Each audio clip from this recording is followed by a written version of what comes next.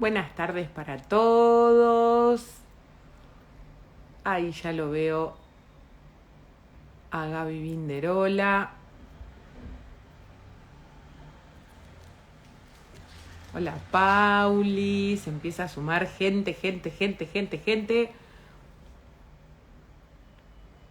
Bueno, voy a esperar a que entren mis compañeros de vivo. El doctor Fabio Nashman, médico gastroenterólogo. Gabriel Vinderola, investigador del CONICET, docente de la Universidad Nacional del Litoral, y la licenciada Romina Pereiro, licenciada en nutrición de nuestro, hola a todos, de nuestro equipo de CRENIF. Ahí entró, acá lo tengo acá. Hoy tenemos un vivo impresionante. Ahí lo estoy sumando a Gaby. ¡Hola, Hola bombón! Virginia, ¿cómo te va? ¿Bien vos? ¿Todo bien? ¿Pero bien? Por fin coincidimos. Por fin lo logramos. Alineamos los planetas. Ay, lo logramos. ¿Estás acá en Argentina? Sí, estoy en el laboratorio, que tenía Buenísimo. mejor conexión que...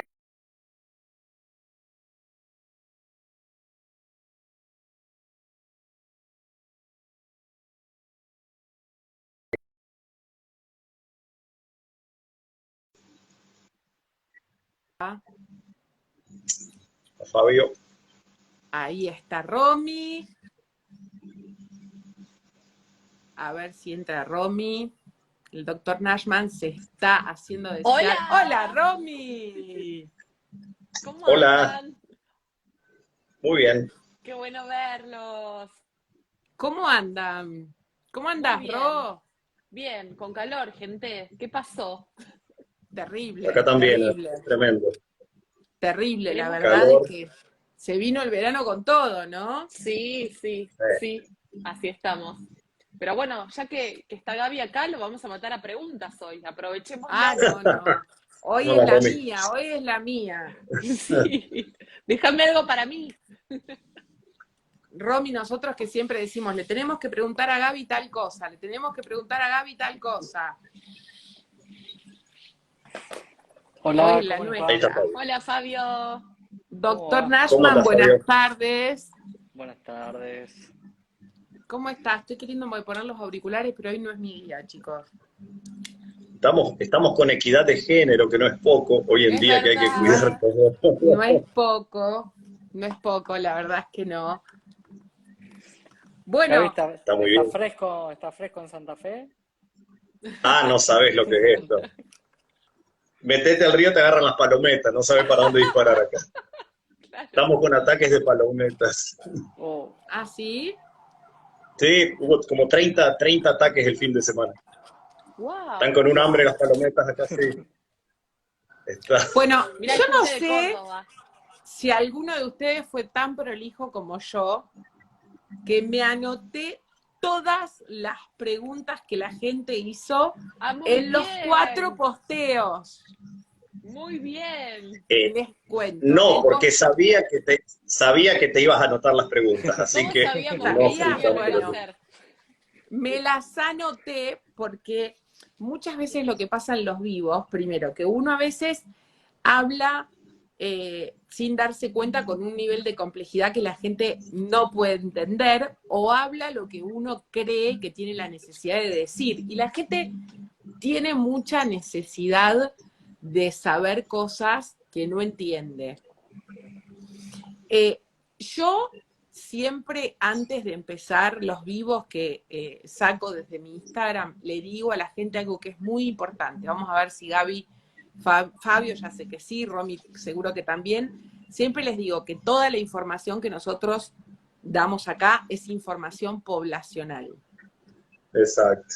Que cada uno después tiene que ir a realizar su consulta personalizada para poder adaptar e individualizar toda la información que reciben. ¿Por qué? Exacto. Porque estar en las redes sociales es una responsabilidad muy grande. Hoy lo estamos viendo muy a menudo que la información a veces puede dañar. Así que nosotros vamos a contestar todas las preguntas que tenemos acá y las vamos a ir charlando. Y yo me armé hasta cómo ir organizándolas. ¿Vos Impresionante. anotaste, Nashman, Vamos. preguntas? Las tengo acá. también, Doc. Me ganó con el cerebro, las tengo acá. Bueno, Gaby, vos sos la víctima principal de este vivo. Obvio. Lamento. Que Será. la gente quiere saber qué es la microbiota.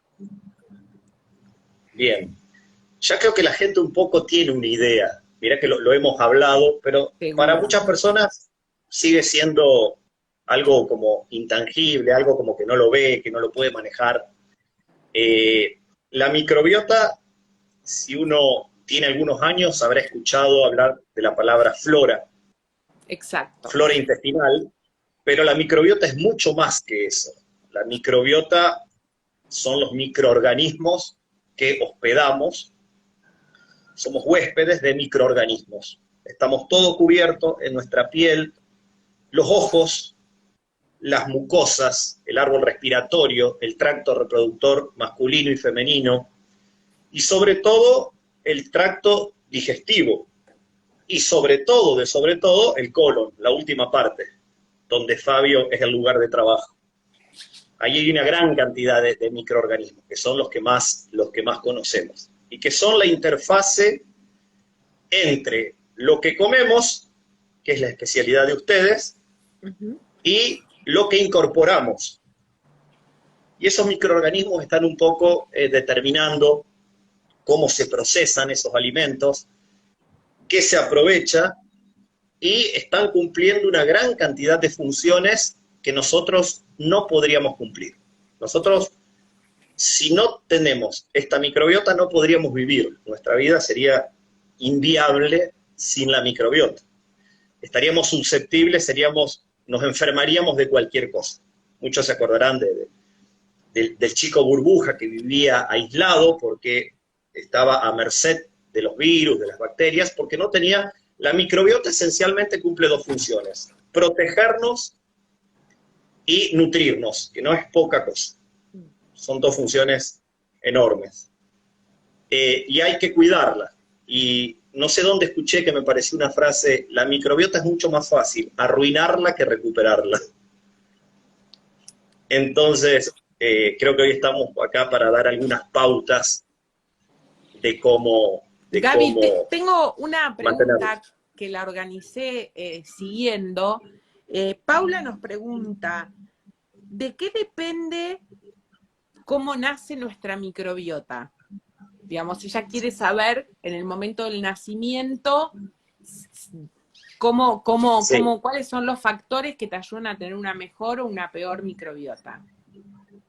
No son más de 5 o 6 factores que uno tiene que tener en cuenta si dice: estoy embarazada o quiero tener un bebé, o lo tengo. Cuanto más pasa el tiempo, menos probabilidades tengo de manipularla, la microbiota. Si yo soy consciente de que la microbiota es muy importante para toda nuestra vida, tenemos que saber que los 2 primeros años de vida es clave, son mucho más importantes probablemente que el resto de nuestra vida. No quiere decir que no la tengamos que cuidar.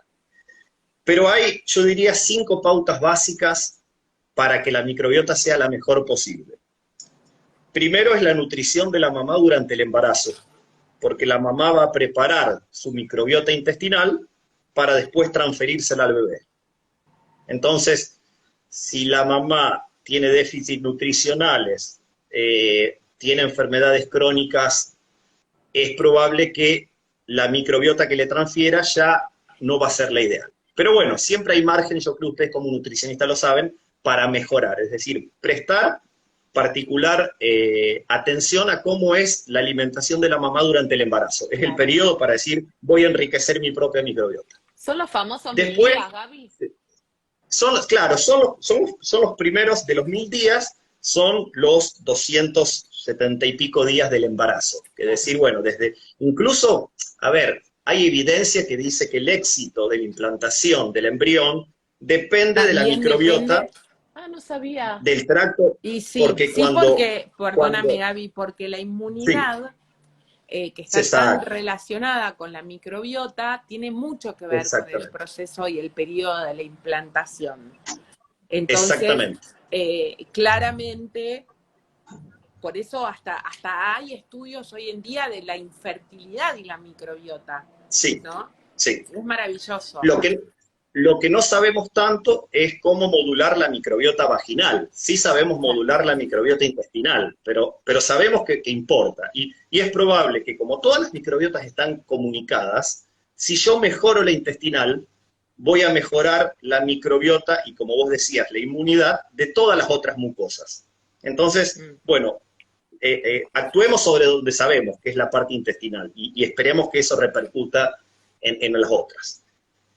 La segunda medida es tratar de realizar todas las medidas, valga la redundancia, necesarias para que el parto sea a término, porque un Exacto. bebé que nace prematuro va a tener una microbiota que se va a instalar de forma más deficiente, hay un grupo de bacterias que son los anaerobios estrictos que les cuesta instalarse, entonces tener todos los cuidados, yo no soy obstetra ni mucho menos, pero bueno, hay medidas para que un embarazo llegue a término. Que sea vaginal, probablemente uno de los factores más, más importantes, sin que esto sea una culpa para una mamá que realmente no pudo tener a su nene por el canal vaginal, que por alguna cuestión tuvo que ir a una cesárea, pero digamos, bueno, si hubo una cesárea, pongamos tal vez más atención en el cuarto factor, que va a ser la lactancia materna. Exacto. Exacto. Claro. Tratemos de compensar con una lactancia hipersostenida, mucho más allá de los 6 meses. Hoy la mitad de los chicos no reciben teta exclusiva en los primeros 6 meses de vida. Entonces uno dice, hay margen para aumentar, para promocionar la lactancia materna. Y el quinto factor, que es más difícil de manejar, es la administración temprana de antibióticos. La administración temprana de antibióticos es un factor que produce un daño. Claro. Hay que tratar de evitarlo o usarlo de forma súper racional, porque está demostrado que a mayor cantidad de intervenciones con antibióticos hay una asociación positiva con la aparición de diabetes infantil, sobrepeso, obesidad, alergias alimentarias, celiaquía, incluso trastornos de la conducta, autismo, Asperger.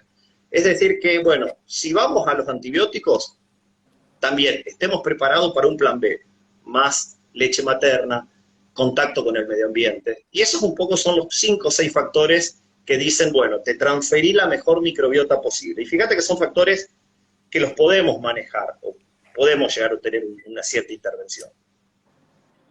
Sí, y que son los más naturales, ¿no? Yo siempre digo, a la microbiota le gusta lo que viene de la naturaleza.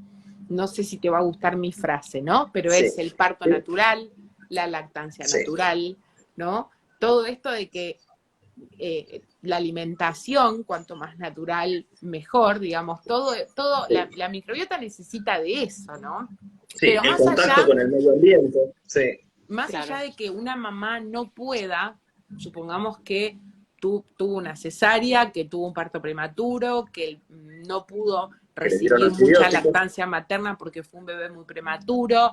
Más allá de todo eso, la microbiota puede a lo largo del tiempo ser favorecida por otros aspectos durante también la niñez, la adolescencia, la adultez. Siempre tenemos que trabajar por nuestra microbiota. Sí.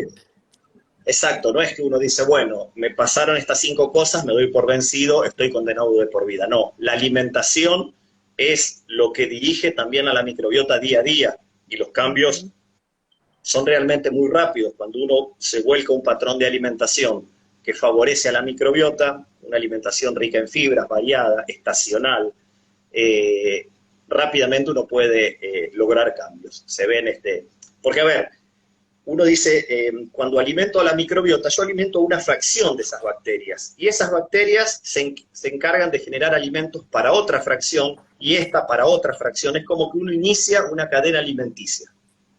y ese inicio de la cadena alimenticia se da con la leche materna, porque tienen lo que se llaman oligosacáridos de leche materna, son unas pequeñas cadenitas que van a ser utilizadas por las bifidobacterias, que es un grupo especial, y cuando somos más adultos, cuando empieza la alimentación complementaria, son las fibras las que van a proveer el sustrato para la fermentación. La fermentación es sinónimo de algo positivo, es algo que sucede naturalmente en el intestino, que se producen los ácidos grasos de cadena corta, que tienen actividad antiinflamatoria, Fabio lo sabe, la inflamación en el intestino es un enemigo silencioso que empieza de bajo grado hasta que tiene alguna manifestación. Ahí es cuando hay que llevarlo a Fabio. Sí, y que no repercute únicamente en lo que es intestino, ¿no? Sino que, digamos, entre la conexión que existe entre el intestino y el cerebro, y siendo el cerebro como si fuese el director de orquesta de tantos sistemas, por ejemplo, el sistema endocrino, la repercusión de todo lo que pasa en microbiota puede llegar a ser hasta en la tiroides, ¿no? Digamos, en muchísimos sistemas distintos. Recién Fabio, preguntaban justo, sí, que si podía influir justamente en el estado de ánimo, ¿no? Si el estado de la microbiota puede influir en el ánimo. Sí, es lo que se llama este intestino-cerebro. En el intestino hay neuronas que conectan directamente el intestino con el sistema nervioso, pero además también el intestino está formado por células que están uno al lado de la otra, pegadas. Es lo ideal. Si ese intestino se inflama, esas células se separan y dejan pasar componentes que son inflamatorios, y la sangre los va a distribuir a todos lados, incluso al cerebro. Y ahí empiezan problemas de ansiedad, estrés, incluso enfermedades neurodegenerativas que están asociadas con una microbiota que se va poniendo no ideal. Después podemos hablar en algún momento de los famosos trasplantes de microbiota, que yo creo que tienen un futuro enorme, enorme, que hoy en día se hacen para cosas muy puntuales, pero yo creo que va a ser una herramienta, ahí Fabio nos puede hablar un poco más del potencial que tiene decir, bueno, ¿puedo reemplazar mi microbiota? ¿En qué condiciones? ¿Para qué cosas hoy se hace? ¿Y cuál es el futuro? Tal vez decir, bueno, tengo una microbiota defectuosa, enferma, ¿la puedo reemplazar? Ahí le tiro la pelota a Fabio. Sí, antes de ir a eso, te voy a hacer otra pregunta, Fabio. Ahora vamos a ir a esa pregunta que la tengo anotada también, pero la gente pregunta si hay algún test de diagnóstico para saber cómo está la microbiota. Es una muy buena pregunta. ¿Cómo puedo saber yo qué microbiota tengo? Que tenía guardado, en realidad quería después que lo habláramos con Gabriel casi al final, pero se puede tocar ahora. Es un tema, y vos mencionabas antes las redes sociales, y es a partir de las redes sociales es la mala información, ¿no? O sea, hay que entender que hay buenos métodos para poder determinar lo que se llama la secuenciación y tratar de ver qué diversidad de ADNs hay con respecto a la microbiota, y Gabriel lo puede hablar muchísimo mejor que yo. Ahora, el tema es, está perfecto, está el resultado, tenemos el resultado. Con el resultado, nadie sabe hacer un diagnóstico, porque no hay un patrón que ojalá tuviésemos el patrón para decir, este paciente tiene tal patrón o tal ADN en la materia fecal, va a tener, o está predispuesto, o tiene tal patología, o va a tener tal otra. Entonces, todos los estudios que hay con respecto a los análisis de microbiota tienen que ver con, digamos, estudios poblacionales. Estudian localidades, poblaciones. Bueno, Gabriel estuvo hace poco buscando microbiota ancestral por Salta, creo. O sea, en Cachi, esto es importante por sectores. Nadie puede hacer un diagnóstico, porque te digo, se vende mucho. Hoy se vende examen de microbiota, se vende examen genético para hacer diagnóstico de intolerancias alimentarias, se vende paneles para hacer diagnóstico de intolerancias alimentarias, cuando en realidad están estudiando la inmunoglobulina E. O sea, hoy te venden de todo y a valores y carísimo, altísimos. ¿Viste? Carísimo. A valores altísimos. Todo carísimo. Y engañan a la gente. Y con Romy esto Sí. lo vemos muy frecuentemente, ¿no? Entonces, uno pudiera, a ver, cuando escuchamos a las personas que más conocen en el mundo de microbiota, con Gabriel compartimos conocimiento con Francisco Warner. Exactamente, eso te iba a nombrar. Cuando uno lo escucha hablar a Francisco, él lo que menciona es lo siguiente. Por un lado, lo que mejor se puede aportar hoy es tratar de establecer, quisiera saber si 3 o 4 muestras del mismo individuo es absolutamente lo más similar posible, cosa de que habla de una estabilidad en la microbiota, y la verdad que ojalá pudiera conocer mejor lo que es la ruta del butirato, entender cuál es la microbiota que más genera butirato, que eso es lo más importante en realidad a saber a la hora de conocer la microbiota. En definitiva, porque muchos pacientes vienen al consultorio y dicen, doctor, vengo para tratar mi disbiosis. Entonces, ese es un Vienen con grave el error. diagnóstico, che. Claro. En realidad la disbiosis, se frizó Romy, creo. En realidad la disbiosis no es más que un diagnóstico presuntivo ante determinados cuadros. Que Uy, se pueden nos fue ser Romy. Sí, estaba frizado. Ya va a volver, ya va a volver.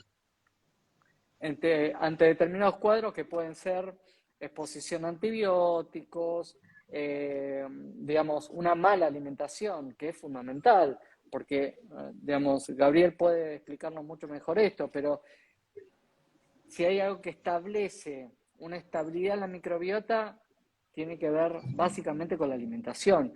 Después podemos agregarles algunos suplementos como es los alimentos fermentados, que Gabriel puede hablar muy bien de eso, y los probióticos, que también Gabriel nos puede hablar muy bien de eso.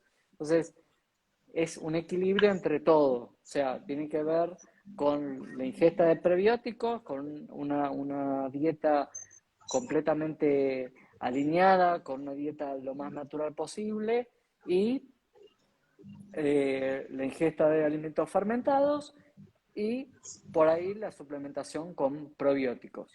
¿Mm? Yo te quiero agregar algo. Yo he visto varios resultados de estos test de microbiota, que son una foto tomada el día que uno entregó la muestra. Perdóname, Sabemos que la microbiota... la gente pregunta, Sí, ¿muestra de qué? de materia fecal. Se hace generalmente con una muestra de materia fecal. Uno entrega una muestra de materia fecal y al tiempo me llega un informe, y más o menos todos los informes que yo he visto tienen dos características. Por un lado, te dan un listado que puede ser de 100, 200, 300, 400 especies bacterianas con unos nombres rarísimos, y te dicen, usted tiene tanto porcentaje de esto, tanto porcentaje del otro, tanto porcentaje del otro, tanto porcentaje del otro, y no hay un consenso de que eso sea representativo de una celiaquía, de una obesidad, de un síndrome de intestino irritable. Es decir, que ese patrón que te dan no es representativo. Ahora, imaginemos que eso fuera representativo de algo. ¿Cómo hago yo con la nutrición para decirte, tenés que bajar tal bacteria, subir tal otra, bajar esta? Es imposible. O sea, te dan una foto, un listado de porcentajes que primero, hoy no te dicen nada, y segundo, si te dijeran algo, uno no sabe cómo hacer que A suba, B baje, C, es decir, uno no sabe cómo modular uno a uno, y probablemente no lo pueda hacer. Otro factor que a veces te da es un número que te indica la diversidad, que puede ser 3,14, 4,18, tampoco te dice nada ese número, porque no hay un número de referencia para decirte si tenés tal valor de diversidad, está bien. Y aparte, vos podés tener un valor alto de diversidad y sentir alguna sintomatología. Es decir, hoy la disbiosis se sigue diagnosticando con la sintomatología clínica, no con los numeritos ni con las especies. A ver, es muy lindo verlos, a mí me encantaría tener esta foto, pero es una foto vieja porque ya con lo que comí hoy ya se me modificó. Exacto. Entonces, Claro. los test de microbiota probablemente en un futuro bastante lejano todavía puedan tener. Hoy en día son del ámbito de la investigación, caracterizan, a ver, siempre se decía las personas obesas tienen mayor cantidad de firmicutes que de De bacteroidetes. bacterioletes. Dos grandes grupos. Sí.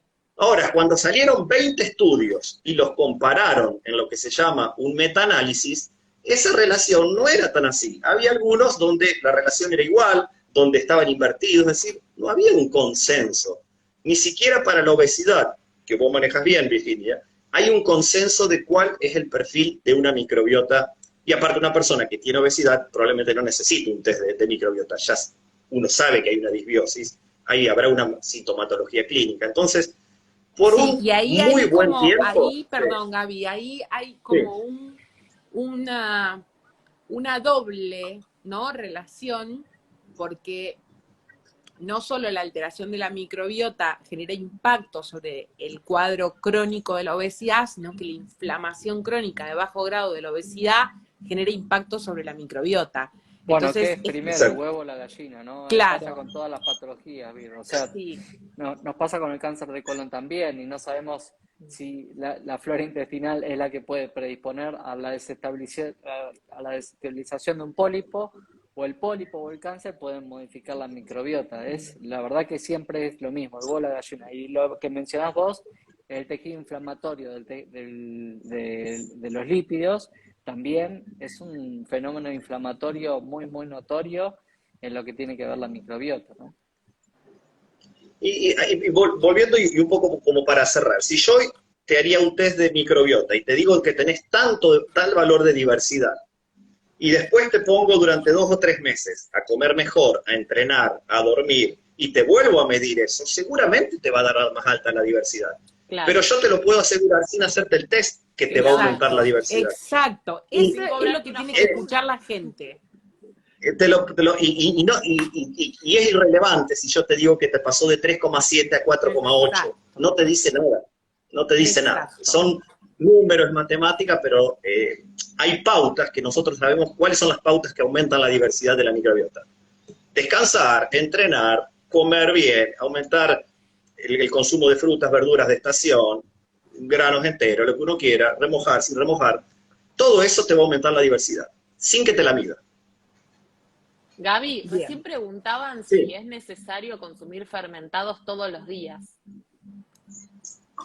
A ver, ustedes saben más que esto. En alimentación probablemente uno diga, ¿qué es necesario? Necesario es consumir nutrientes. Y necesario es que sea sostenible. Variedad, ¿es bueno consumir fermentados? La variedad. Sí, es bueno consumir. Sí, es bueno consumir fermentados por gran cantidad de cosas. Si uno, a ver, poner la palabra necesario, para mí le pone un peso a la acción que hace que sea insostenible. Como que es obligatorio. Porque cuando vos te dicen, ¿tenés que hacer esto? Claro, cuando vos te dicen, tenés que hacer esto, yo me gustaría seducir a la gente con los fermentados por otro lado, no por decirle es necesario. Porque cuando te dicen es necesario, es muy bueno consumir fermentados. Después hacelo si te gustan, si te acordás, lo que sea. Esta cuestión de ser necesario, yo lo tomo siempre con pinzas porque yo creo que genera esta cuestión de una carga, de decir, uy, lo tengo que hacer, y por ahí me olvido y me estresé. Entonces digo, a ver, es bueno, hace una diferencia. La importancia de cambio de hábitos, ¿no? Es lo que uno mejor exacto. Tomarlo como un hábito, no como una carga. Yo creo que cuando vos lo ves como un hábito, como algo que te gusta, lo haces naturalmente. Y no es que ves el yogur, si tengo que consumir, ves el kimchi, ves el chucrut, y lo ves como bueno, lo tengo que hacer porque es necesario. Lo hago porque me gusta, yo creo que ahí va a ser más sostenible. Preguntan a qué le llamamos fermentados. Claro, lo dimos como que todos entendemos que es un fermento. Un alimento fermentado. En la heladera, la mitad de las cosas son fermentadas, ¿no? Sí, y aunque uno quiera o no. Lo que queda en la son alimentos con el calor también. También. Pero bueno, atención que la fermentación es un proceso controlado, Si no, entre la fermentación y la putrefacción, recuerden que hace unos días en Mendoza una persona consumió una conserva con Clostridium botulinum. Hace 2 años, 2 hermanas estuvieron internadas porque consumieron un hummus que creían que estaba fermentado. Creían que estaba fermentado. Las legumbres no se fermentan naturalmente. A las legumbres hay que inducirle la fermentación, hay que agregar algún microorganismo. Entonces no se pueden dejar a temperatura ambiente a la buena de Dios, porque puede crecer cualquier microorganismo, en este caso un Clostridium botulinum. Alimentos fermentados son alimentos que fueron transformados por acción de los microorganismos. Y es una familia enorme, y yo siempre también les digo, no por el hecho de que tengan microorganismos, ya están como santificados. Exacto. Hay una cuestión nutricional de la matriz, que hay que prestar atención. No es lo mismo un yogur que tiene un poco de lactosa residual, que la lactosa da un índice glicémico diferente a la glucosa, que el yogur tiene una viscosidad que hace que la lactosa se libere lentamente en el intestino, a tomarse tal vez un vaso de kefir de agua si tengo diabetes, que puede tener un azúcar que me va a dar un pico. Entonces, no porque sea fermentado ya está todo bien, hay que contextualizarlo, como dicen ustedes. A ver, un embutido, un chorizo, para que la gente, es un fermentado, pero uno dice, bueno, eso será de consumo ocasional. Yo no sé si voy a consumir chorizos todos los días porque tenga microorganismos, porque tiene grasa, porque tiene sal, porque tiene... Claro, exactamente. Entonces, la matriz nutricional importa, no por el hecho de que tenga microorganismos ya está todo bien. Hay que tener en cuenta que hay una matriz ahí que es importante tener en cuenta. Por eso no todos los fermentados son iguales. Ahí están haciendo referencia cuando te olvidaste el yogur en la mochila, Gabriel. No me lo olvido, lo dejo en la mochila o lo dejo en la guantera del auto, porque yo insisto hasta el hartazgo. Sí, el apoyabrazo lo dejo adentro, cuando voy al gimnasio después vengo y lo como. Y no es una apología de la no cadena de frío, es sacar un poco el miedo a que... Y a ver, yo te doy un par de ejemplos clásicos. Cuando uno hace un yogur en casa, la fermentación puede variar entre 10 horas, 14 horas, 18 horas, es decir, hay gente que lo hace en la yogurtera, lo deja un día entero, o sea, ¿y qué se pone? Más ácido a lo sumo.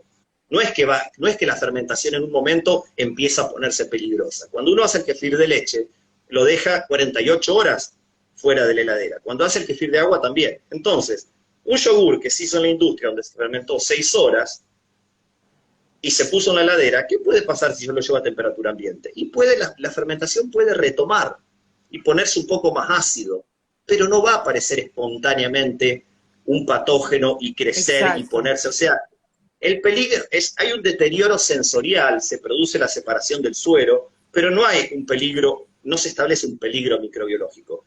Y esto parece una tontería lo que yo les digo, la refrigeración se inventó mucho después que la fermentación. La fermentación, históricamente, era una forma de preservar microorganismos. Las familias coreanas fermentan el kimchi y lo tienen a temperatura ambiente durante todo un año. Y las personas dicen, pero no es lo mismo la temperatura ambiente de Finlandia, pero la gente lo tiene adentro de sus casas donde hay una temperatura 20, 22 grados. Incluso, no nos olvidemos que las leches fermentadas son originarias del Medio Oriente, de la zona del Cáucaso, no del Cáucaso, del Éufrates. Ahí hace 30, 35 grados todos los días, no había refrigeración. Y durante mucho tiempo la leche de camello, de búfalo, de cabra, de lo que sea, se fermentaba y no estaba 6 horas a temperatura ambiente, estaba mucho más tiempo. Entonces, no tengamos tanto miedo si dejamos un rato el yogur fuera de la heladera. Aparte, yo digo, tenemos un pánico contra el yogur, pero justo no te iba a decir, Gaby, hay acá, pero de los otros, acaba de haber del una kefir, pregunta, acaba de haber una no pregunta tenemos muy miedo. importante, pasan muy rápido, así que no las llego a ver todas. Acaban de hacer una pregunta muy importante. Una persona dice que escucha y lee cosas terribles y malas de los lácteos y que no sabe a quién creerle. Es la típica, y le pasa lo mismo con el yogur. Sí. Si Con el yogur se ha generado un miedo particular de dejarlo a temperatura ambiente que no se da para el primo hermano, que es el kefir de leche. Claro, totalmente. Que le deja 2 días a temperatura ambiente. Entonces, si le tenés miedo al yogur a temperatura ambiente, ¿por qué no le tenés el mismo miedo al kefir de leche? Es una cosa que no me explico.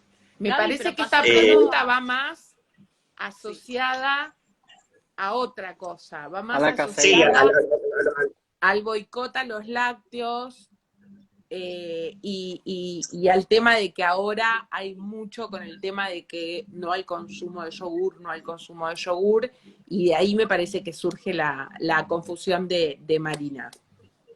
A ver, yo lo veo, yo estuve ahora hace un tiempo, 2 meses en Finlandia. Ellos consumen 40 kilos de yogur por año por persona, en promedio. Nosotros unos 6 o 7 kilos, estamos muy, muy lejos.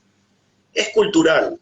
Si te gusta el yogur, consumilo. Es cierto que 1/3 de la población es tolerante a la lactosa como tal, claro, pero en el yogur la tolerancia a la lactosa aumenta mucho porque está predigerida y porque las bacterias siguen aportando enzimas para... pero, a ver, yo no creo que haya... sería bueno sí, que sepamos si en los países nórdicos hay más fibromialgia y tiroiditis Hashimoto, porque cada vez se le atribuye más a la caseína no, erróneamente, ¿no? O sea, claro. No sabría ¿Quién lo decirte, pero que atribuye, consumen... perdón? no, Claro. la mala información que circula en redes, Bueno, obviamente. por eso. Pero Por claro, eso, bueno, digamos, Sí, porque... es por esto que el 30% de la población de Estados Unidos hoy dejó de consumir gluten. Cree que dejó de consumir gluten, dejó de consumir el trigo, ¿sí? Trigo Pero bueno, dejó de consumir, claro. exacto. pero ellos le llaman gluten, ¿sí? Esa es la mala información. Justamente esto también tiene que ver con lo que se llama intolerancia alimentaria, porque en realidad hoy el intestino irritable casi que, te diré, está todas las patologías están vinculadas con la microbiota, desde un sobrecrecimiento bacteriano, una intolerancia alimentaria que también tiene interjuego con la microbiota, de un hidrato de carbono que no se absorbió a nivel intestinal y fermenta de manera exagerada a nivel intestino. Entonces, ese paciente es el paciente que tiene distensión abdominal, dolor intestinal, gases y alterna diarrea con constipación. Y eso claramente es el interjuego de la microbiota. Quizá es una microbiota que está en disbiosis. Como Gabriel dijo, o sea, se entra muy fácil en la disbiosis y cuesta mucho más salir de la disbiosis. Y esto es cultural, y en esto quizá el mensaje final de este vivo es la recomendación alimentaria, la recomendación cada tanto de alimentos fermentados y quizás suplementación de probióticos, ¿sí? Ese quizás sea el mensaje final de este vivo, pero porque hay que entender que se entra muy fácil, y esto tiene que ver con dietas de eliminación que se hacen, ¿sí? Porque Que sí, muchas ¿viste? veces, absolutamente, o la famosa dieta, bueno, ahora me olvidé la dieta baja en hidratos de carbono, Keto. ¿Cetogénica? la dieta keto, que también elimina todos los prebióticos prácticamente y se entra muy fácil a la disbiosis y cuesta Claro. muchísimo salir. Te digo porque los pacientes empiezan a circular de médico en médico realmente con la microbiota totalmente deteriorada porque van de dieta en dieta. Perdóname, Fabio, ¿y con los ayunos no pasa algo parecido? Es bastante controversial el tema del ayuno. Mientras diariamente haya ingesta de prebióticos, es suficiente para que esa microbiota permanezca o establezca una microbiota lo más sana posible. Hoy la recomendación, de acuerdo a los diferentes trabajos, y Gabriel lo puede saber mucho mejor, es la diversidad de plantas en la semana. O sea, la recomendación más que es difícil de llevar a cabo, 30 plantas por semana. Esto incluye verduras, frutas, legumbres, semillas, frutos Todo. secos. Ahora, vieron Esa es la como siempre recomendación. volvemos a lo mismo, a la variedad en la alimentación, el equilibrio, no hay nada misterioso ni mágico, o sea, es Ni consumir lo mágico, más sí. natural y lo que nos da la tierra. Exacto. Siempre volvemos Y esta al punto de cuestión, partida. yo creo que ustedes como nutricionista, esta cuestión que se ha puesto como de moda, de empezar a restringir cosas cuando no hay una necesidad, yo no sé cómo lo ven ustedes, pero a mí me parece que es porque, a ver, uno deja, Preocupante. porque claro, uno también tiene una tolerancia a los antígenos alimentarios porque uno tiene una exposición, nuestro sistema Exacto. inmune va reconociendo los antígenos porque yo me voy exponiendo. Si yo empiezo a sacarlos de a poco, tengo un sistema inmune que cada vez ve menos cosas y que probablemente pueda empezar a ponerse intolerante a otras cosas. Entonces, ¿En qué medida estas restricciones, cuando no hay una necesidad, a largo plazo pueden ser efectivas? Y además, Gaby, las restricciones alimentarias no solo comprometen el estado fisiológico del aparato gastrointestinal del paciente, sino que alteran la conducta alimentaria. Entonces, ahí ya hay una doble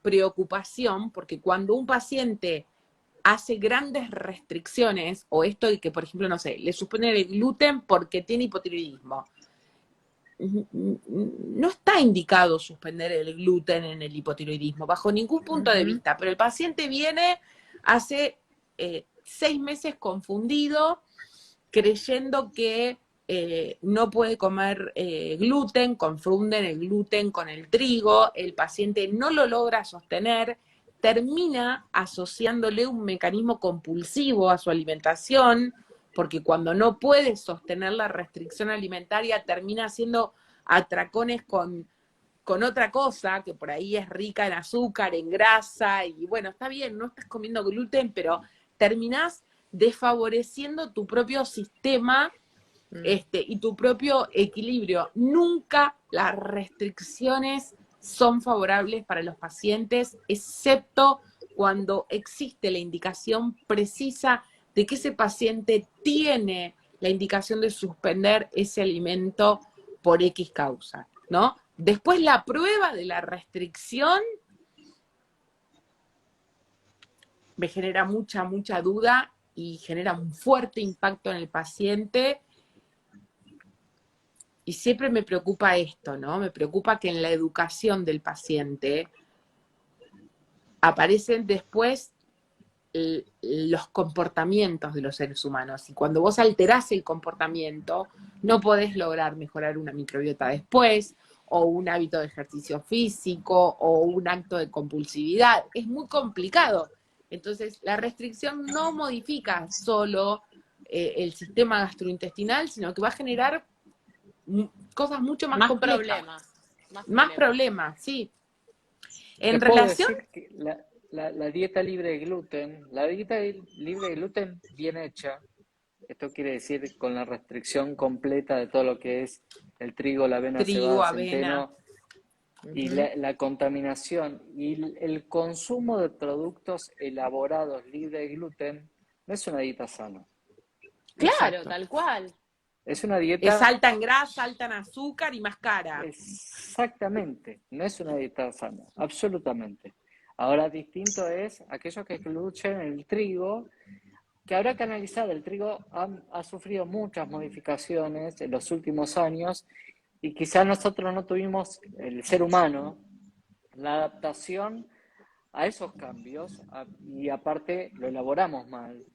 Hoy, la verdad que no se fermenta lo que debería fermentarse para anular algunos antinutrientes que tiene el trigo, que son los ATI, estos ATI que son aquellos inhibidores de enzimas que se encargan de digerir los azúcares que tiene el trigo, son los responsables de que mucha gente cuando come trigo se sienta mal, ¿sí? Que se distienda, claro, que tenga dolor, que tenga gases, que tenga diarrea, y no por eso alguien que deja de comer trigo y mejora es celíaco. Ahora bien, donde hay síntomas extradigestivos, llámese cambio de humor, más energía, disminución del dolor de cabeza, desaparición de aftas en la boca, mejoramiento de anemia, ya estamos hablando de otra cosa totalmente distinta que probablemente o sea una enfermedad celíaca o sea lo que se llama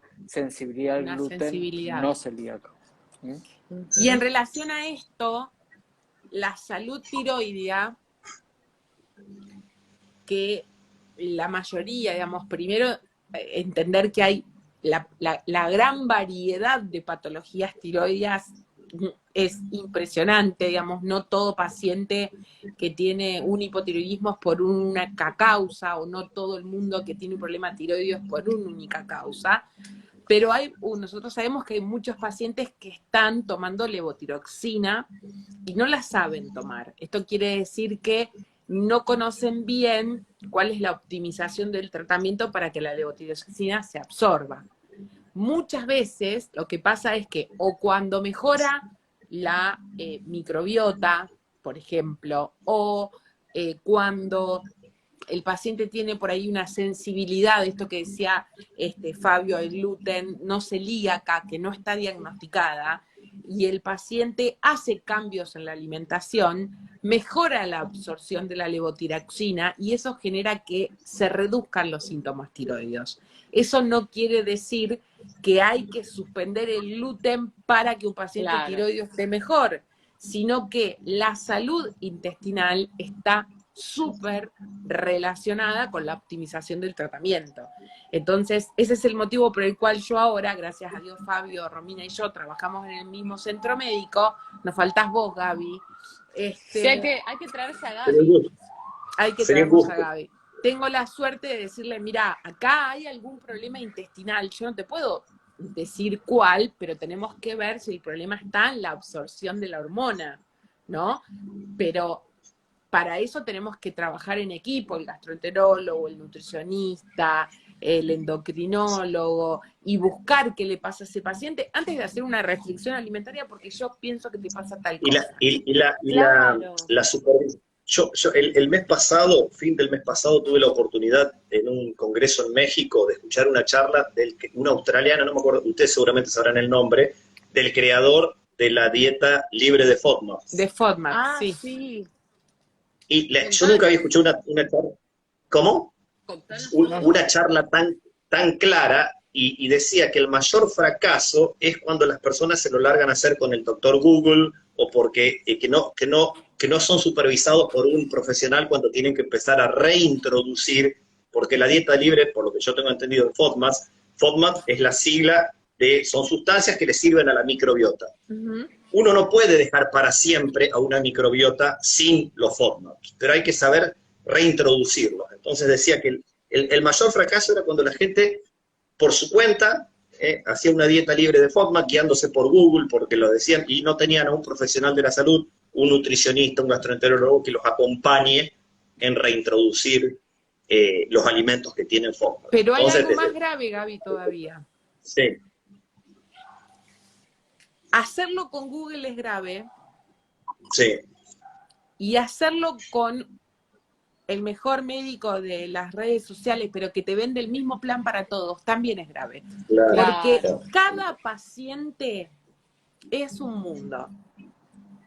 ¿Entendés? Esto es como si yo te diese un papelito de cómo subir y bajar la levo, y te dijese, comprá el plan tiroides por Instagram para... Claro.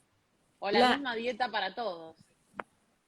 De hecho, nosotros en CRENIF, con Paz, hay situaciones, o no, Fabio, en los cuales hacemos algún tipo de prueba, pero lo hacemos con un detalle. Hay que supervisar perfectamente. Y con una supervisión, y por ahí está Fabio, estoy yo, está Paz, digamos, 3 personas atrás de ver cómo va evolucionando el paciente clínicamente y cómo responde a eso. No es lo mismo para todos. Entonces, yo siempre les digo, si vos estás haciendo algo por internet, que el plan sirve para todos, o estás haciendo la misma hojita, ahí salí corriendo porque vas muerto. Vir, yo te sugiero una cosa. Tenemos a Romina, por un lado, con todo lo que nos puede aportar de los prebióticos, y tenemos a Gabriel que nos puede aportar mucho con algo que todavía no hablamos, que son los probióticos. Sería fundamental. Sí, recién preguntaban la diferencia entre prebiótico y probiótico, Gaby, que es enorme. Enorme, porque los pro con O son microorganismos. Son microorganismos vivos, cuando se administran en cantidades suficientes, tienen un efecto benéfico. Entonces hay 3 características que yo tengo que saber. ¿De qué microorganismo se trata? Tienen que estar vivos y ese efecto benéfico se tiene que haber estudiado en lo que se llama un estudio clínico. Saber de qué sirvió para algo. Tiene que tener estas 3 características. Cuando hablamos de prebiótico, con E, hablamos de una sustancia, ya no es un microorganismo, hablamos de un ingrediente, hablamos de una molécula que no va a ser digerida en el intestino delgado, sino que va a llegar al colon, al intestino grueso, y va a ser fermentada selectivamente por bacterias benéficas que residen ahí. Los prebióticos, hay mucha menos variedad. Uno conoce la inulina, fructooligosacáridos, galactooligosacáridos, almidón resistente. No hay muchos más que uno pueda tener acceso. La cebolla, como para pasarlo al llano, ¿no? La cebolla, ¿en qué el alimentos uno los encuentra? Claro, la banana. Los espárragos. Espárragos también, sí. En realidad en lo que son las fibras, ¿no? Podemos hablar en general frutas y verduras. Uno dice, exactamente, una persona en el día a día, el consumo de fibras le va a dar estas fibras que fermentan selectivamente. Ahora, ¿dónde los prebióticos han tenido un desarrollo científico muy importante? A ver, la leche materna es una fuente muy importante de prebióticos naturales, tiene más de 200 diferentes, y lamentablemente cuando un nene no puede tomar teta, hay fórmulas infantiles que con el tiempo, no son lo mismo que 30 años atrás, han incluido prebióticos en cantidades necesarias. ¿Por qué? Porque los alimentos están en baja cantidad, el efecto es por el consumo a largo plazo. Claro, o cuando es necesario, se puede suplementar con prebióticos, con cápsulas que son estrategias, herramientas nutricionales para el manejo de ciertos casos. En el día a día, con una nutrición rica en fibras, uno puede decir que estoy consumiendo prebióticos naturales. Sí. Pero también hay un abordaje que uno lo puede decir, bueno, en este caso en particular, tengo que suplementar, porque uno dice, a ver, probióticos y prebióticos, ¿es necesario consumirlos durante toda la vida? Otra vez, difícilmente uno pueda sostener un hábito para toda la vida, pero para situaciones muy puntuales, pueden tener un efecto muy significativo. Por ejemplo, para diarrea. Tengo un examen, estoy estresado, una mudanza. Sí, pueden, para la diarrea del viajero, uno dice, también. A ver, yo soy de los que viajo y llego y los 3 primeros días me agarro una diarrea que me tengo que quedar en el hotel y me perdí 3 de 10 días de vacaciones. Bueno, si soy de esos, voy a empezar a consumir un probiótico un mes antes de viajar y es probable que no tenga esta diarrea del viajero. Después del uso de antibióticos. También. Claro, con el uso de antibióticos, hay bebés que tienen cólicos infantiles, los probióticos tienen aplicaciones y también tienen un uso genérico. Muchas veces, yo siempre les digo, está muy bien buscar el probiótico que tenga la evidencia científica mayor posible. Pero hay un rango, no todos los probióticos tienen toda la evidencia que querríamos. Lamentablemente es así. Y si muchas veces pasa que si nos vamos a quedar esperando, sentados, a que tengamos el metaanálisis que nos demuestre que mejora el disconfort abdominal, esa persona se va a pasar 20 años de su vida con una calidad de vida malísima.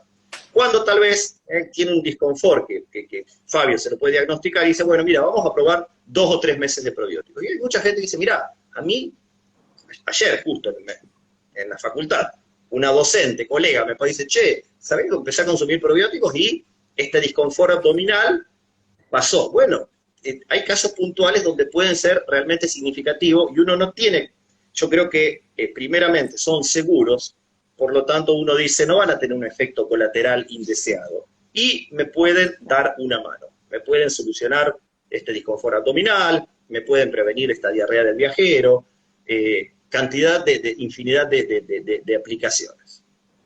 Sí, quizás lo importante es considerar, claro, es considerar que los probióticos no reemplacen una dieta recomendada. No, exactamente. Eso, exactamente.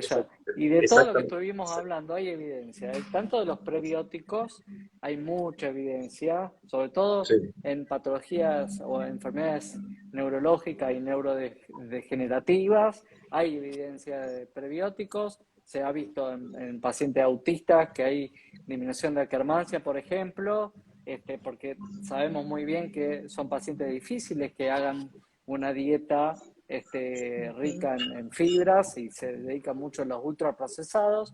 Hay trabajos científicos con fermentados, claramente y demostrado con neuroimágenes, excelentes trabajos, y hay trabajos demostrados también con probióticos, ¿no? En el cual inclusive un último trabajo que hay en la Universidad de McMaster, donde le dieron Bifidobacterium longum, si no me equivoco, la cepa, Gaby, y han visto cambios, por ejemplo, desaparición o disminución de la depresión, con Sí. neuroimágenes acompañados. Son trabajos que son pivotales en todo esto, ¿no?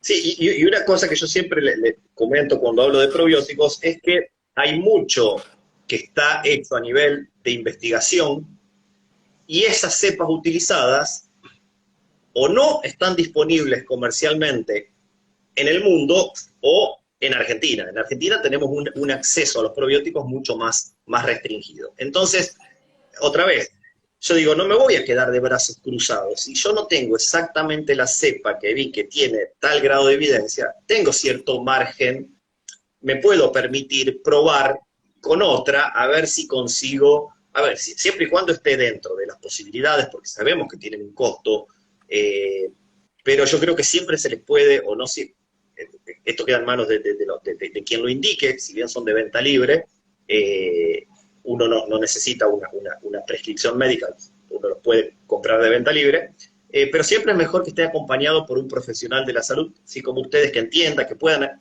verle la sintomatología y decir, bueno, mira, para esto te puede ayudar, para esto no tengas tantas expectativas con esto. Son una herramienta más microbiológica muy buena, con diferentes grados de evidencia, con diferentes grados de disponibilidad en el La país, gente pero yo creo pregunta que estamos cuál, mucho Gaby. mejor. La gente Sí, ¿qué pregunta sepa No, cuál? qué. no, ¿Cuáles no hay que no? hacer un curso Hay para decir pocos. Lo que podemos sepa. decir que en Argentina hay pocos. En Argentina hay Muy Hay pocos pocos, pocos. confiables. pero hay. Pero estamos mejor que hace 20 años, estamos mejor que hace 10 años, y creo que en 5 o 6 años vamos a estar mucho mejor. Entonces, primero que sería injusto decir cuáles, porque seguramente me estaría olvidando de una gran cantidad, y otra vez, porque yo creo que las redes sociales, Perdóname, Gaby, y por sí, la recomendación individual también, ¿no? sí, Digo, sí. nosotros cuando hacemos recomendaciones, por ahí es mejor hacerla en el contexto de cada paciente que recomendar un probiótico per Exactamente. se. Volvemos a lo que decíamos, las redes es para difundir una temática. Acá las personas no se tienen que ir con una recomendación ni nutricional ni gastroenterológica a su casa. Esto es Claro. para difundir, para ver que hay profesionales de la salud formados, que entienden, pero no es para hacer la consulta después por la red social. La consulta médica no se debe reemplazar, yo creo, de ninguna forma. Perdóname, pero hay una Y pregunta menos con el doctor terrible. Google. Preguntan Sí. qué nutricionistas trabajan con el doctor Fabio Nashman. Romy, Pero no por entendieron favor. nada. Hello. Nosotras trabajamos con el doctor Fabio Nashman y Yo le Paz, que entrego está tarde también el acá. consultorio. Todos los lunes, pobre.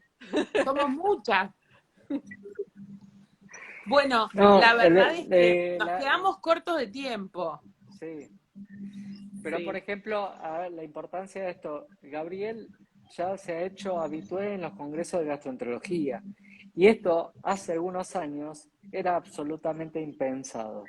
Y lo otro, por ejemplo, a Gabriel yo el fin de semana le envié muestra de un probiótico que me vienen a presentar y necesito el aval para saber, ¿este probiótico tiene la cantidad de organismos vivos necesarios para el tratamiento? Bueno, Hoy ahí está la la importancia. estaba mirando a contraluz a las placas a ver si ya veía algunas colonias, se veían, pero para mañana te mando el resultado. No, a ver, no es menor lo que dice Fabio, yo soy un agradecido de estos espacios.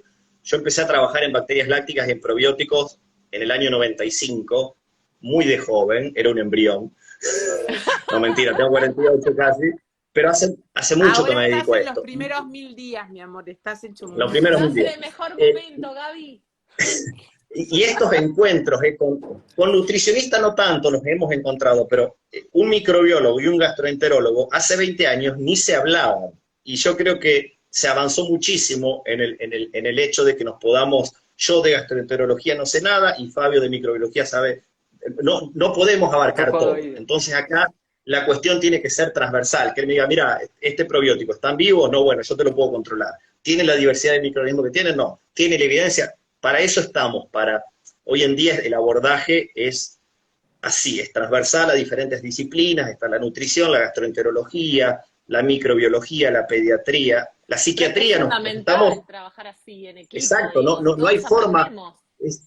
Exactamente, y no hay forma de que todos los profesionales sepan todo. Entonces hay que generar estos espacios y Por yo soy un eso, agradecido de eso que te ha pasado. por eso siempre es muy bueno reconocer las limitaciones de uno como profesional Exacto, y saber exactamente. siempre interconsultar con un Sí, profesional de tu confianza que pueda sí, ayudarte y que exista esta solidaridad científica y este respeto y esta empatía en los profesionales, porque me parece que este es el camino de la ciencia, ¿no? sí, sí. La ciencia es dinámica, va a Totalmente. cambiar, vamos a ir informando siempre cosas nuevas, porque vamos a tener un montón de información, como dijo Gaby, en 6 meses que ayer no la teníamos, pero lo importante es que se genere 2 tipos de engranajes distintos. Primero, el engranaje entre el paciente y el sistema de salud, y segundo, que aprendamos los profesionales de la salud de las distintas áreas, el que está investigando, el que está en el consultorio, todos a realmente pregonar por la salud del paciente. Y eso implica trabajar en equipo y con responsabilidad de reconocer las limitaciones de cada uno en su La limitación, especialidad. tal cual. Lo resumiste perfectamente. Saber reconocer las limitaciones y mira, déjame que pregunte. Déjame que pregunte, sí. Y yo quiero cerrar, me gustaría que cada uno cierre con una frase, pero yo quiero cerrar con algo que dijo Gaby. No vayan a buscar un test para saber cómo tienen la microbiota. Empiecen ya a tratar de mejorarla. Sí. No sé si estás de acuerdo, pero empiezan con que quiero saber, que me quiero investigar, que no pierdas tiempo en eso, ¿no? Pero ¿Qué además todos mensaje tenemos tanto que mejorar de nuestra alimentación, que no es necesario tanto. Todos sabemos que consumimos poca fruta y verdura, cuando la recomendación son 5 porciones, consumimos un poquito más de 1,5, tomamos poca agua, estamos estresados, descansamos mal, digo, hay tanto que uno puede empezar a mejorar como objetivo. Ahora que viene fin de año y que empezamos con la evaluación del año y empezamos a planificar el año que viene, bueno, podemos poner quizás algunos de estos puntos en nuestra planificación para lograr una meta el año que viene y mejorar nuestra calidad de vida. No crean en cosas mágicas que les quieren cobrar un montón de plata y que parecen súper fabulosas. No sigamos gurú y cuidemos nuestra Claro, sí, microbiota. Cuidemos nuestra microbiota y eso es con una dieta adecuada, aumentando la ingesta de fruta, verduras, semillas, legumbres, disminuyamos la cantidad de carnes y tratemos de evitar los ultraprocesados, ¿sí? Los ultraprocesados no son un buen alimento para nuestra microbiota, acompañado de lo que puede ser la ingesta de alimentos fermentados y cada tanto podemos necesitar la ayuda de un probiótico. sí. Y repasar los 5 o 6 pautas que hablábamos, la nutrición en el embarazo, el parto vaginal, la lactancia materna, el contacto con el medio ambiente y si hay que dar antibióticos de la forma más racional y responsable posible, porque es de lo que más hay evidencia de que la microbiota se deteriora y no necesariamente vuelve al estado que tenía inicial. Se va deteriorando y hay microorganismos que si se pierden del intestino, se pierden. No, esa idea de que lo vamos a recuperar, se sabe que no se recuperan siempre todos, así que cuidemos lo que tenemos.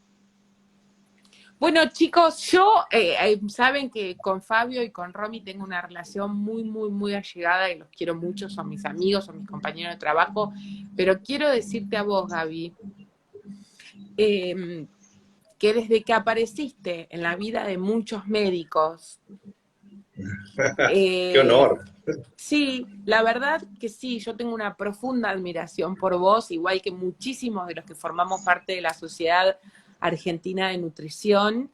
Y te quiero agradecer que estés ahí, te quiero agradecer que estés en las redes. El agradecido soy yo de estos espacios porque me permiten hacer lo que me gusta hacer, que es la difusión científica, la comunicación, la docencia, que es cosa que uno hizo por muchos años mucho más de forma más silenciosa. Así que gracias a ustedes por estos espacios. Sos muy generoso siempre, Gaby, siempre estás atento, siempre respondes, siempre explicás, mandas información, así que gracias, sí. y he tenido buenos maestros, tengo buenos maestros.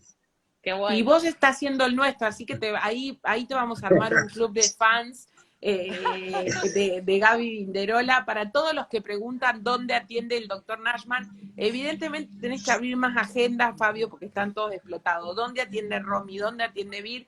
Todos atendemos en Crenif, Centro Médico, Crenif con Y, también Paz que está por ahí. Me voy a despedir para ir a darle de comer al gran batallón y voy a saludar especialmente a una persona que nos está mirando, que es Paula Vieiro, que es mi mejor amiga desde el Jardín de Infantes. Así que entonces si es así, yo la saludo a mi vieja Norma porque me atormenta si después ¿Está no la acá tu saludo. vieja? Sí, Norma, Norma, mándale un beso, me la gano, me plancha 60 camisas, ¿viste? Tengo un voucher por 60 camisas planchadas. ¿Te queremos, Norma? Uy, se muere. La verdad, Norma, que qué buen trabajo que hiciste. Así voy a decir. Uy, no le des tanta letra porque mira que... Gracias, Gaby. Espero que lo podamos repetir porque la verdad es que Un gusto, se nos cuando quedó quieran. muy cortito el tiempo. Y bueno, y espero poder verlos muy pronto, poder abrazarlos sin barbijo y que sigamos trabajando en equipo y por la gente, que es lo más importante. Fabio me debe un asado en su casa, yo lo tengo anotado, así que Romy, cuando anotate, se dé, agendate, las Romy. invitamos. ¿Podemos ir? Claro, Cuando quieran. nosotros vamos a contratar la mitad del plato de verdura. Perfecto. Sí. Llevo los probióticos. Gente, un gusto enorme, gracias por el espacio. Gracias Que a tengan los buenas tres. noches y a Un la gente, beso gracias por enorme, acompañarnos. buenas noches. Y a la gente, Buenas muchas noches. gracias por estar acá. 600 personas permanentemente sin parar. La verdad es que es un lujo. Les mando un beso grande Muy para bueno. todos y buenas noches. Gracias, Chao. Romy. Muchas gracias. Gracias, Hasta luego. Fabio. Gracias, Gaby. Chao. Hasta luego.